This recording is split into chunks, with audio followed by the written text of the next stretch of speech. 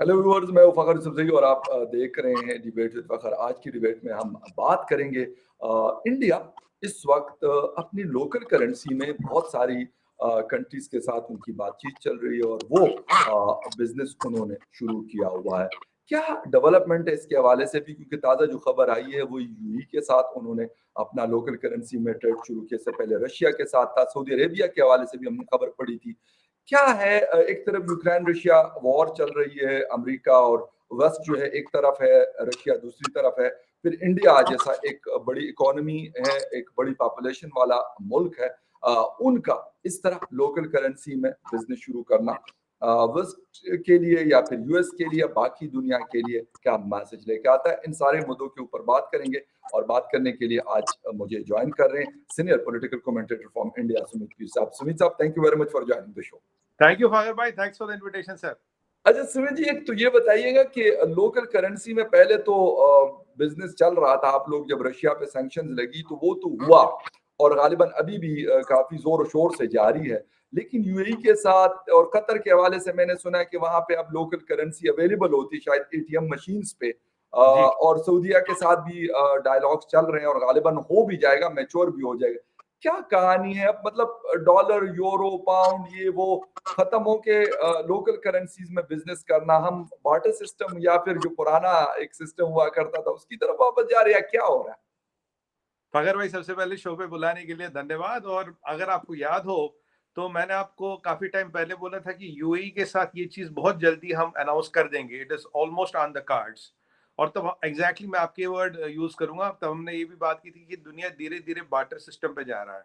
क्योंकि अब क्या हो रहा है, देखिए, दो चार बड़ी बड़ी चीजें हो रही है। यहाँ पे नोपेक अमेरिका ले आया है।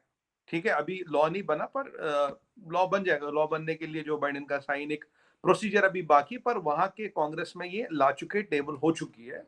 और अब की बार जो यूएस में मूड है ये पूरा पास होगा। अब हुआ क्या फकर भाई, अब नोपेक है अगेंस्ट ओपेक। ओपेक में अमेरिका को और तकलीफ क्या, आज आज 15-20 साल बाद अमेरिका जागा क्यों? नोपेक तो अमेरिकन पार्लियामेंट 20 साल से कह रहा है भाई जी ओपेक के खिलाफ सब नोपेक लाओ। अब ओपेक जो है वो दुनिया का 40% क्रूड कंट्रोल करता है आज के डेट में। अब ओपेक में पीछे एडिशन हुआ ओपेक प्लस। ओपेक प्लस में कौन जुड़ता है? जुड़ता है खलनायक। खलनायक कहते हैं विलन को, यानी कि रेशा। रेशा तो आज का विलन है। तो रेशा के जुड़ते वो हो गया ओपेक प्लस। और रेशा और ओपेक प्लस दोनों साथ साथ चल रहे हैं। अभी उन्होंने पीछे अनाउंस किया 5-7 दिन पहले, हम 2 मिलियन बैरल हाँ पर दिन की प्रोडक्शन घटाएंगे। अब 2 मिलियन बैरल का मतलब है almost 2% production of the day. जी इसका मतलब है तेल के प्राइस चढ़ेंगे। और एक अगर आपको याद हो, जुलाई उलाई में 140 तक, 120 जी तक जी की जी मांग जी हो रही थी। बिल्कुल।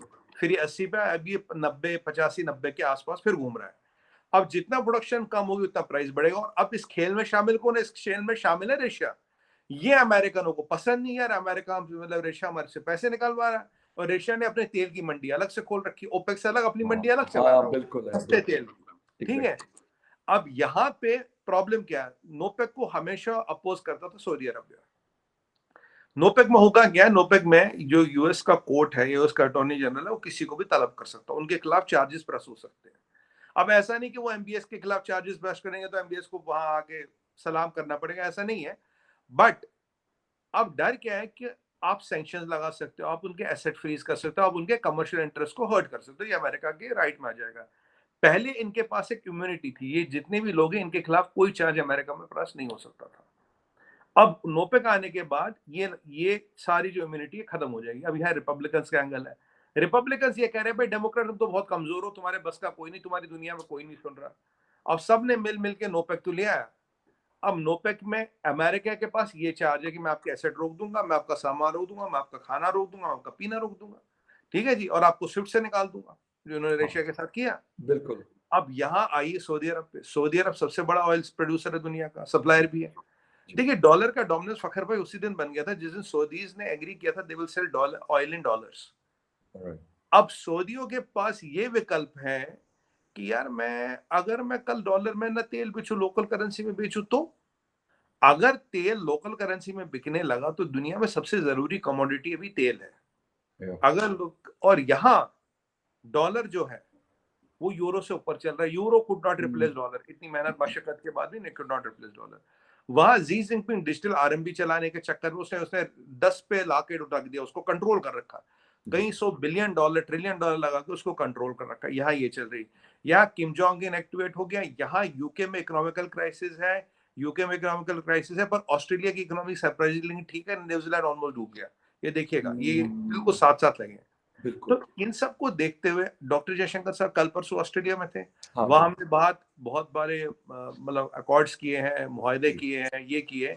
क्योंकि फगर भाई अगर आप देखेंगे आयरन और बॉक्साइट का नंबर 1 एक्सपोर्टर अभी सबसे ओवर इसके पास है ऑस्ट्रेलिया के पास, और ओपल। आप माइका की बात करें, आप गोल्ड की बात करें, आप सिल्वर की करें, ऑस्ट्रेलिया नंबर 2 पे। हमारे 1 लाख बच्चे वहां जाते हैं हर साल पढ़ने हायर स्टडीज के लिए, और हमारा डायस्पोरा इकोनॉमी उनकी अच्छी। ऑस्ट्रेलिया की इन्फ्लेशन अभी यूके से कम है, यूएस से कम है। ऑस्ट्रेलिया का इंटरेस्ट रेट यूएस से यूके से कम है।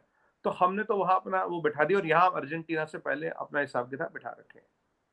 अब क्या हो रहा है, ये जो दुनिया में सारी चीजें हो रही है, अगर ये सब हो गया, और अब यहाँ पुतिन ने तो ऑलमोस्ट न्यूक्लियर वॉर की धमकी दे दी है। हाँ, आज हाँ, केव के पे रॉकेट बरसा दिए। अब बिल्कुल। ज़ेलेंस्की कह रहा मुझे मारने की कवायद हो रही है। पूरे अमेरिका के मिनिस्टर्स आज मिल रहे हैं, अमेरिका और यूरोप के मिनिस्टर्स जो सिक्योरिटी एडवाइजर्स वगैरह, ये मिल रहे हैं कि अगर पुतिन एक शॉर्ट टर्म या टैक्टिकल न्यूक्लियर वेपन जिसे कहते हैं, अगर वो यूज कर ले, हमारे पास ऑप्शन क्या है। यहाँ यूरोप न्यूक्लियर वॉर से बचने की कोशिश कर रहा है, यूक्रेनी रशियन कॉन्फ्लिक्ट गिर रहा, होगा क्या। पहले इन ट्रेडिशनल मॉडल क्या होता था कि हुँ, डॉलर जब अमेरिका खींचेगा, डॉलर के प्राइस बढ़ेंगे। हम ये नहीं बोलना चाहिए किसी एक्सपर्ट्स का माने, इसकी ऑफिशियल कंफर्मेशन नहीं है। कोविड के टाइम में $60 ट्रिलियन छापे अमेरिका ने, $60 ट्रिलियन छाप चुका अमेरिका। अब ये मतलब 2 का तो कंफर्मेशन है, कहीं पर ये 60 ट्रिलियन की भी बातें हो रही है, मतलब मीडिया में इधर उधर बातें हो रही है, पर अमेरिका ने ना इसको कंफर्म किया ना इसको डिनाई किया। जी। अब इनका मॉडल क्या था, डॉलर खींचो, डॉलर प्राइस बढ़ेगा, आपके लिए हमारे लिए डॉलर महंगा होगा। और डॉलर किसने चाहिए, तेल के लिए चाहिए, खाना चाहिए, पीना चाहिए। अब यहाँ एक और कवायद हमने शुरू कर दी, मैंने आपसे बात भी की थी 2-4 महीने पहले, हमने हुँ, रुपी ट्रेडिंग शुरू कर ली। कतार में रुपी चलता है, जी, और करीब 20 कंट्रियों में रुपी चलता है। हमारी हमेशा से कोशिश है कि अगर रुपी ट्रेडिंग हो जाए, जो मैंने लास्ट शो में कहा था, हमारे लिए तो बहुत अच्छा है, हम तो चाहते हो जाए। रुपी ट्रेडिंग होने से हमारा फॉरेन एक्सचेंज रिजर्व बढ़ता, और हम रुपए में ट्रेडिंग करें, कोई दिक्कत नहीं। जी, दिक्कत है अमेरिका को, जिसका डॉलर गिर रहा है। अब वो अभी नोपेक ला रहा है, इकोनॉमी की स्थिति ये है, चाइना के पोजीशन ये है, चाइना का इकोनॉमी की हालत खराब है। अब जेपी मॉर्गन ने भी कहने लग गया चाइना का इकोनॉमिक आउटलुक अगले साल नहीं है, जेपी मॉर्गन भी अब कहता है। पहले सुमित पीर कहता तो कोई नहीं मानता था, जेपी मॉर्गन वगैरह भी बोलने लगे, जी, जी। एग्जैक्टली वही चीजें बोलने लगे, नंबर्स भी ऑलमोस्ट वही है।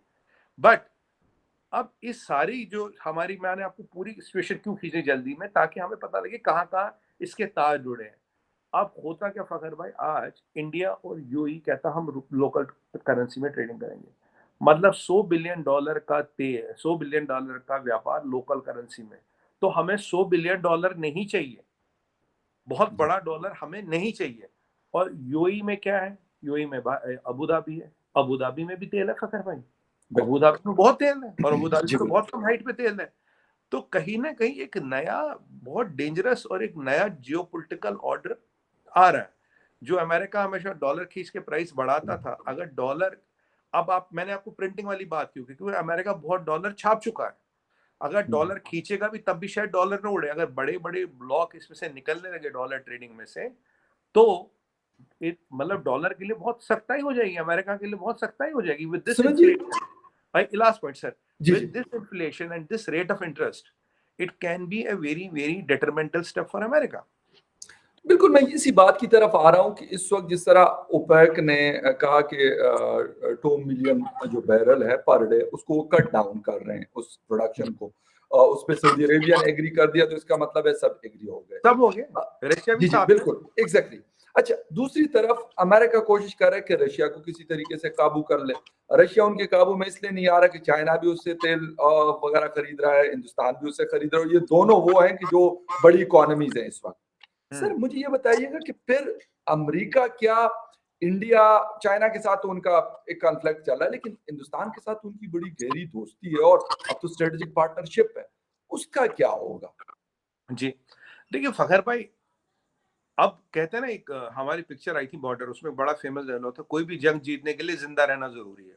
जी, बिल्कुल। अब हम, भाई साहब, हम 50 लाख बैरल तेल महीने में हमें लगता है, 5 मिलियन बैरल हम एक महीने में कंज्यूम करते हैं भाई साहब, जी, पांच बिल्कुल। मिलियन बैरल ठीक। और कितना पैसा देते होंगे उसके लिए। यार हमारी भी अपनी जिंदगी, हमारी मजबूरी है, हमारे को एजुकेशन, हमें इंफ्रास्ट्रक्चर बनाना, हमें 10 ट्रिलियन 5 ट्रिलियन में पहुंचना है। अब तो एक ही सपना है कि जल्दी से जल्दी जर्मनी को पीछे करना है इन फोर्थ लार्जेस्ट इकोनॉमी। शायद साल 2 साल में कर लेंगे।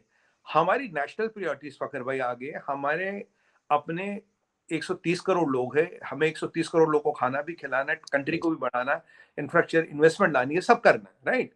और जैसे जैसे कंट्री का स्टैचर बढ़ता है, आप देखिए मैंने आपको शुरू में भी बोला था, हमारी एक इंडिपेंडेंट फॉरेन पॉलिसी है। जी हम अमेरिका को न देखते हुए, ना चाइना को देखते हुए, ना रशिया को देखते हुए, ना पाकिस्तान को देखते हुए, और ना ही यहाँ श्रीलंका को देखते हुए इसको बनाते हैं।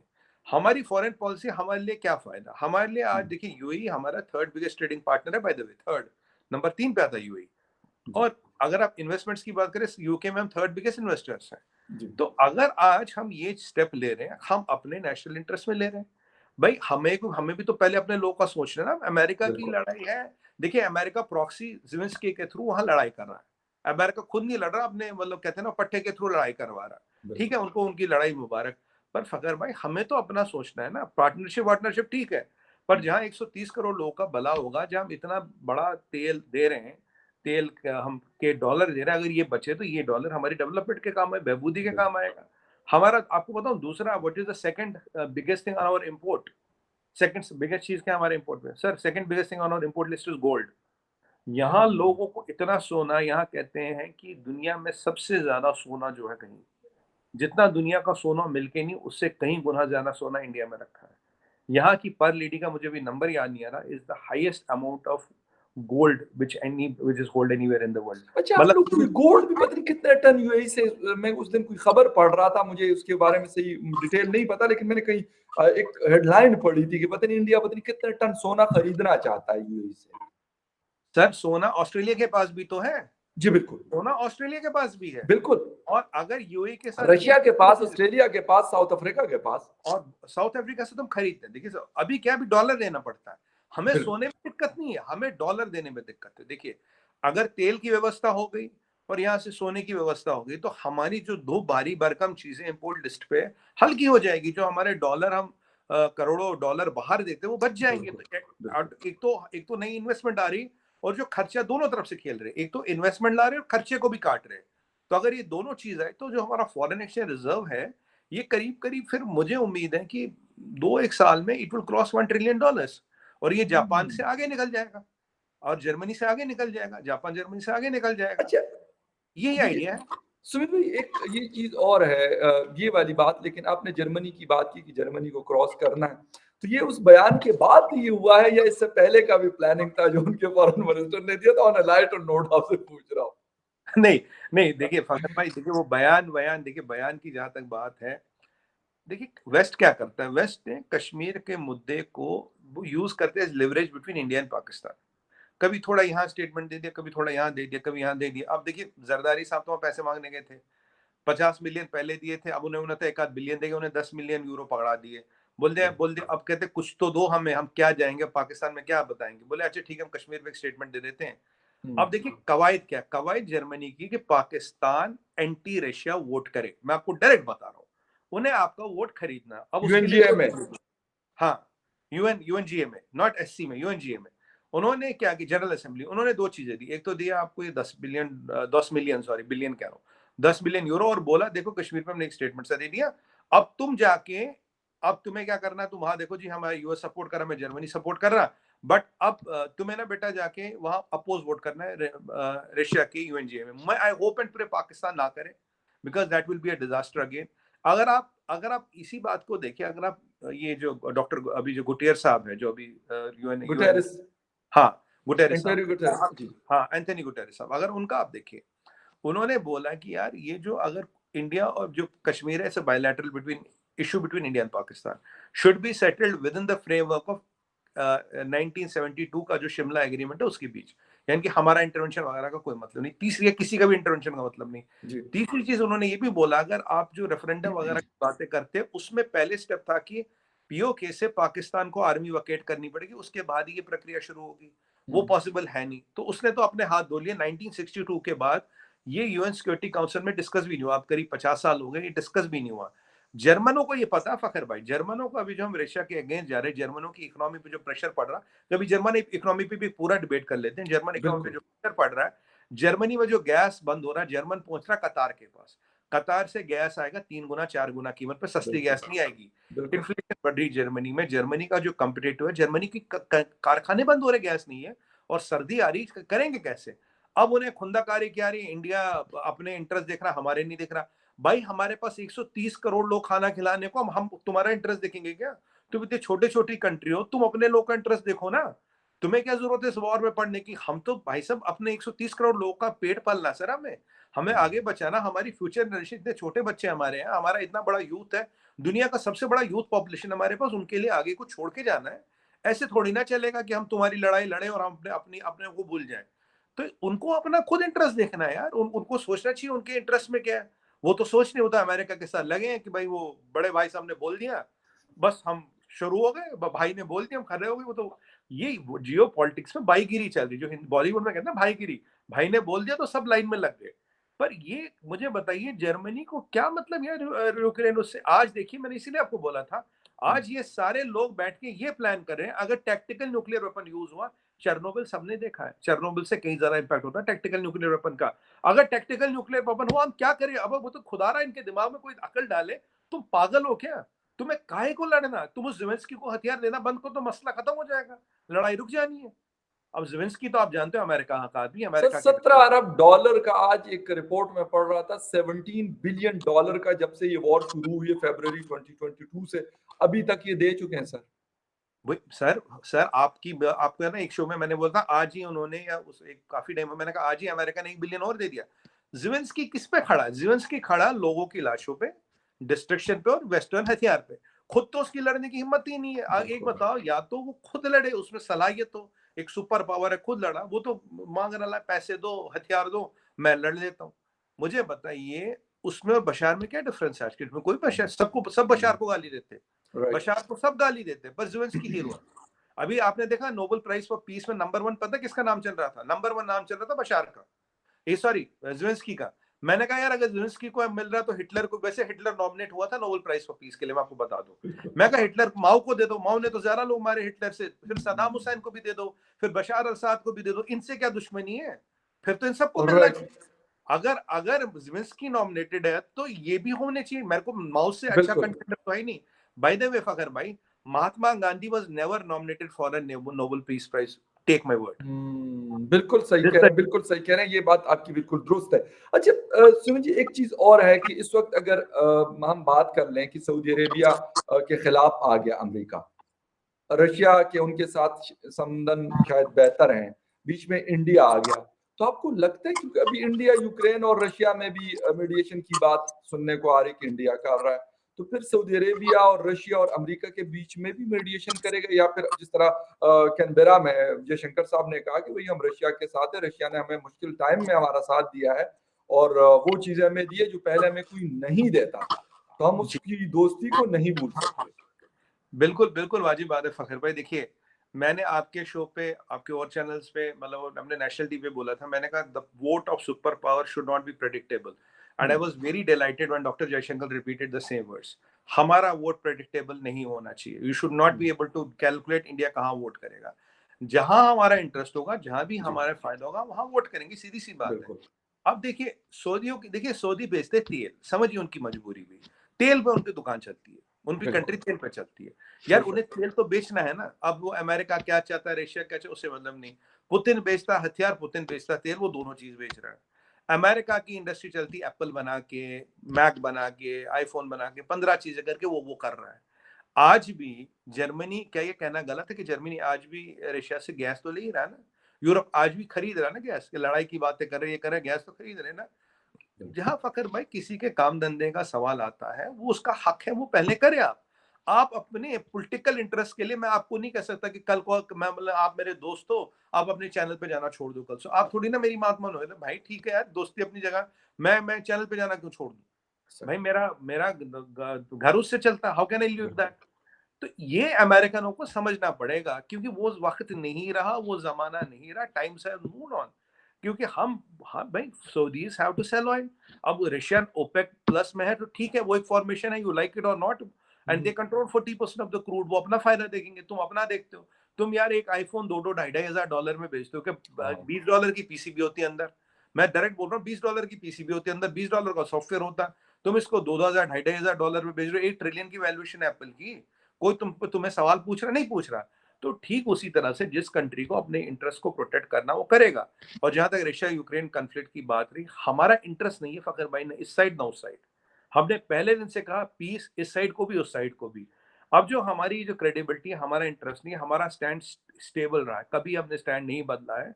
इसीलिए ये बात चल रही है कि हाँ इंडिया थोड़ा मीडिएट करे रशिया यूक्रेन। देखिए हर एक किसी कैंप में, या हर एक का कोई इंटरेस्ट पसंद ना, हम किसी कैंप के पार्ट है ना हमारा इंटरेस्ट पसंद, हम एक ही कैंप के पार्ट है, वो है पीस कैंप। भैया लड़ाई रोको, लड़ाई रोको, लड़ाई रोको। आप ये खेल खेल रहे हो, टैक्टिकल न्यूक्लियर वेपन्स की बात कर रहे हो। पीछे जो बाइडेन साहब ने भी एक बड़ा अजीब सा बयान दे दिया, गुड वर्सेस इविल। हाँ, वो बिल्कुल, बिल्कुल। कॉन्सेप्ट लिया है, अब पता जी, नहीं गुड बिल्कुल। कौन है, इविल कौन है, सर्टिफिकेट कौन किसको दे रहा है, ये नहीं पता। इमरान अब खान साहब जैसा बयान दिया सर, वो अपने आप हाँ, को कहते हैं कि हक और बातिल ने अपने आप को हक पे कहते हैं और बाकी सबको हमें सबको बातिल में डाला। हाँ, वही मैं कह रहा हूँ। तो ये जो खतरनाक स्थिति आ रही है, तो अभी ये हो सकता है। तो अब जैसे अब अमेरिका और सऊदीज की बात करें, हम्म। देखिए सऊदियों को अपनी दुकान चलानी, अमेरिकन को अपनी दुकान चलानी। आप अमेरिका को ये सोचना लेकिन चाहिए। सर आपको लगता नहीं है कि अब सऊदीज उस तरह इन्फ्लुएंस नहीं होते यूएस से, जिस तरह हम आज से 5-7 साल पहले देखा करते थे। उनकी हर बात सुनी जाती थी, अमेरिका की बात रियाद में सुनी जाती थी। लेकिन अब एमबीएस ने पिछले 2-3 दफा हमने देखा कि यूएई और सऊदीया दोनों ने मिलके काफी टफ टाइम दिया। देखिए वो जो बाइडेन गए तो थे वहां कि तेल पंप जी करो जरा। बिल्कुल, एमबीएस रिफ्यूज करा, मैं तेल पंप नहीं करूंगा। भाई मेरे बिल्कुल। पास ये पावर है, मैं इसको यूज करूंगा ना। आप how can you give me orders, मैं ये पावर यूज नहीं हम्म, करूंगा। अब वो कहते तुमने अदनान खशोगी को मारा, हाँ मारा, मैं कहता हूँ हाँ, मारा। बट तुमने फगर भाई 33 country, 53 air strikes and bombings, millions of people dead in the name of human rights and democracy, what is this? मतलब तुम्हारा कौन सा हम्म, ट्रैक रिकॉर्ड, तुम कौन सा गांधी का मुल्क हो, कौन सा तुम्हारा ट्रैक रिकॉर्ड दूध से धुला हुआ है जो तुम दो बिल्कुल। दूसरों को कह रहे हो? अब देखिए एमबीएस को सरवाइव करना, उसको अपनी इकोनॉमी चलानी, उसका अपना देश चलाना। मुझे ये लगता है अमेरिकन को ये समझना चाहिए जहां लोग के नेशनल इंटरेस्ट है, उस पर तुम्हारी राजनीति नहीं चल सकती। My national interest can not be sacrificed for your political gains और for you to look good in the international arena. Hmm, ये कमजोरी है जो मैं बार बार कहता हूँ अमेरिकन फॉरेन पॉलिसी की। और हमारी बहन जी फिर भी कहीं नहीं दिखाई दे रही, कमला हैरिस छू मंतर है। ये चलो। बहन जी दिखाई नहीं दे रही। जो बाइडेन साहब स्टेज पे भूल जाते, उन्हें राइट जाना, लेफ्ट जाना है। कोई कोई कहता है डिमेंशिया सेटिंग, अब पता नहीं क्या है क्या नहीं है।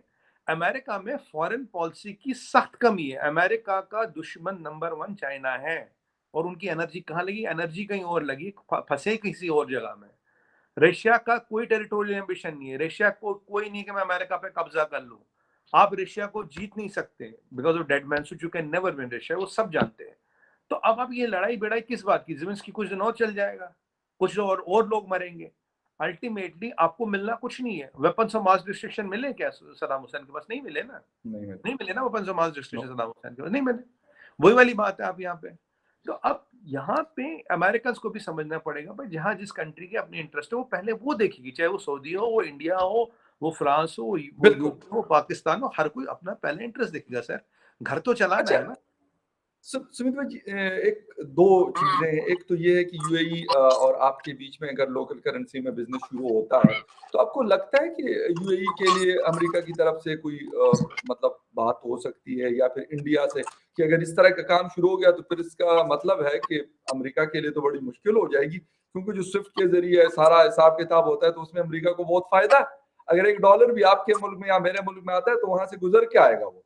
बिल्कुल, देखिए अगर अमेरिका ने एक बहुत सक्सेसफुली एक डॉलर डोमिनेंस बना रखी थी, ये तो उनके इंटरेस्ट में था ना। और उनको वो चीजें देखनी चाहिए कि ये डॉलर डोमिनेंस टूटे ना। देखिए स्टेप्स उन्होंने लिए, चीजें उन्होंने की है। अगर वो ये स्टेप और ये चीजें ना ले, हम तो डॉलर में काम कर ही रहे थे। राइट। दूसरी बात है फखर भाई, इसका एक एंगर और भी देखिए। यहाँ से चाइना बहुत कोशिश कर रहा है, मैं आपके शो में कई बार कई शो में कह चुका हूँ कि डिजिटल रेमबी और रेमबी को वो एक ग्लोबल करेंसी बनाए। आज रुपया 20 से 22 कंट्रियों में चलने लगा। जी, जिस दिन ये 50 कंट्रियों में आएगा तो rupee automatically will be international currency, right? मतलब जी। खुद आ जाएगी, कोई खिलाने की जरूरत नहीं। अगर चाइना ये कोशिश कर रहा हो तो हमारे लिए जरूरी है कि हम ये कोशिश करें। नहीं तो आज हम क्या हुआ, डॉलर से निकले रेमबी में फंस जाएंगे। बिल्कुल। डॉलर फिर भी मैनेजेबल है, रेमबी मैनेजेबल नहीं है। डॉलर फिर भी एग्जैक्टली मैनेजेबल है, RMB मैनेजेबल नहीं है।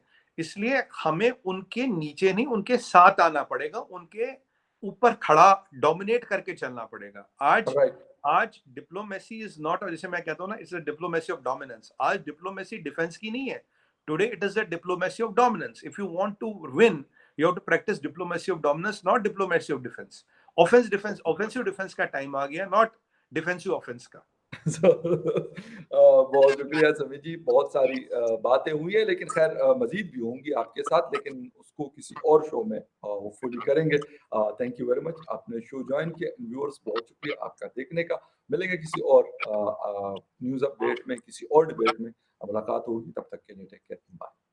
थैंक यू फागर भाई, थैंक यू वेरी बहुत मच। शुक्रिया sir, thank you very much.